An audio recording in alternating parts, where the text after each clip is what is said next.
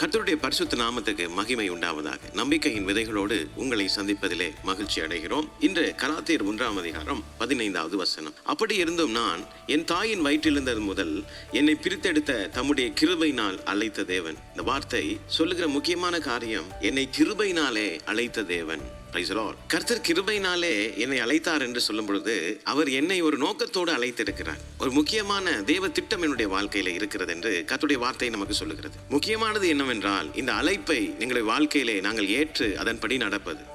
முக்கியமான காரியம், இந்த அழைப்பை வேண்டுமென்றால் வேண்டாம் என்று உதறி தள்ளிவிட்டு எங்களுக்கு இஷ்டமான ஒரு வாழ்க்கையை நாங்கள் வாழுகிறதுக்கும் இந்த இடத்திலே இடம் அளிக்கப்பட்டிருக்கிறது. உலகத்தில் இருக்கக்கூடிய சிறிய சிறிய ஆசாபாசங்கள், இச்சைகளோடு நாங்கள் எங்களுடைய வாழ்க்கையை வாழ விரும்புவோமானால் நிச்சயமாக கர்த்தருடைய அழைப்பை நாங்கள் உதறி தள்ளுகிறவர்களாக காணப்படுவோம். நமக்குள்ள காணப்படக்கூடிய ஆவிக்குரிய சோர்வு நிச்சயமாகவே தேவ திட்டத்திலிருந்து நம்மை தூர பிரிக்கிறதாக இருக்கிறது. தேவ திட்டம் நம்முடைய வாழ்க்கையிலே நடப்பது என்பது ஒரு மகத்துவமான காரியம். அது தேவனாலே நம்முடைய வாழ்க்கையிலே முன்குறிக்கப்பட்ட ஒரு காரியம். சில நேரம் நமக்குள்ள இருக்கக்கூடிய பலவீனங்கள், வியாதிகள், ஆமென், தோல்வி மனப்பான்மைகள் ஆண்டவருடைய திட்டத்தை நம்மை விட்டு தூரப்படுத்தி விடும். ஆனால் இது எல்லாமே நம்முடைய வாழ்க்கையிலே காணப்பட்டால் அது ஒரு சொல்லுகிற ஒரு காரியம் தான், நாங்கள் தேவனுடைய திட்டத்தை புறக்கணித்து வாழ்கிறவர்களாக காணப்படுகிறோம் என்பது. பிரியமானவர்களே, உங்கள் எல்லோருக்கும் சவுல் ராஜாவை பற்றி தெரியும். இஸ்ரவேலின் முதலாவது ராஜா.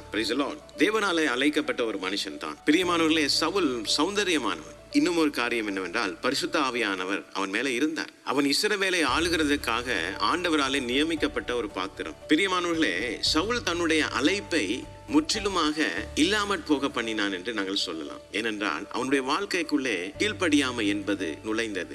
ஆண்டவருடைய கட்டளைகளிலே அவன் ஓரளவுக்கு தான் அவன் கீழ்ப்படிந்தவனாய் காணப்பட்டான். ஹல்லேலூயா. அதோடு அவனுக்குள்ளே ஒரு பெருமையின் ஆவி கிரியை செய்ய தொடங்கினது.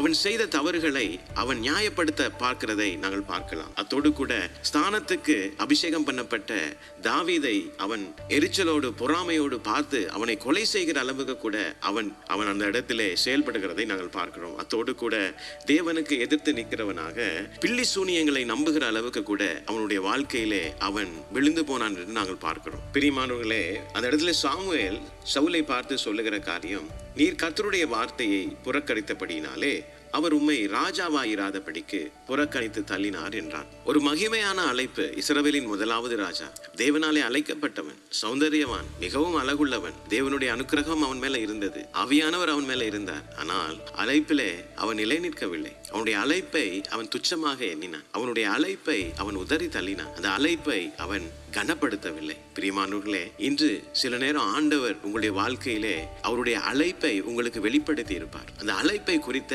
கவனம் உங்களுக்குள் இருக்கட்டும் என்று கர்த்தருடைய ஆவியானவர் என்று உங்களை எச்சரிக்கிறார். ஹல்லேலூயா. கர்த்தருடைய ஆவியானவர், பிரியமானவர்களே, தாயின் கருவிலே உங்களை தெரிந்தெடுத்தவர், கிருபையினாலே அழைத்து உங்களை வல்லமையாய் பாவிக்க வல்லவர். Praise the Lord. எல்லா மனுஷர்களுக்குள்ளும் தேவன் ஒரு அழைப்பை வைத்திருக்கிறார் என்று நாங்கள் வேதத்திலே வாசிக்கிறோம். ஹல்லேலூயா. எங்களை ராஜாக்களாக, ஆசாரியர்களாக, லேவியராக, தம்முடைய சொந்த ஜனமாக, ஒரு பரிசுத்த ஜாதியாக அழைத்த தேவன் நிச்சயமாகவே நம்மை கொண்டு இந்த பூமியிலே ஒரு மாபெரும் காரியத்தை செய்ய அவர் சித்தமாயிருக்கிறார். அந்த சித்தத்துக்குள்ளே எங்களை நாங்கள் முழுவதாக அர்ப்பணிப்போம். கர்த்தர் தாமே நம்மை வல்லமையாய் எடுத்து பயன்படுத்துவார். கர்த்தர் தாமே இந்த வசனங்களோடு உங்களோடு இடைப்பட்டிருப்பார் என்று நான் விசுவாசிக்கிறேன். தொடர்ந்தும் பைபிள் மரத்தின் வேத தியான பகுதிகளோடு இணைந்து கர்த்தருடைய ஆசீர்வாதத்தை நாங்கள் பெற்றுக்கொள்வோம். கர்த்தர் தாமே இந்த நாளிலே உங்களோடு கூட இருந்து உங்களை ஆசீர்வதிப்பாராக. God bless you.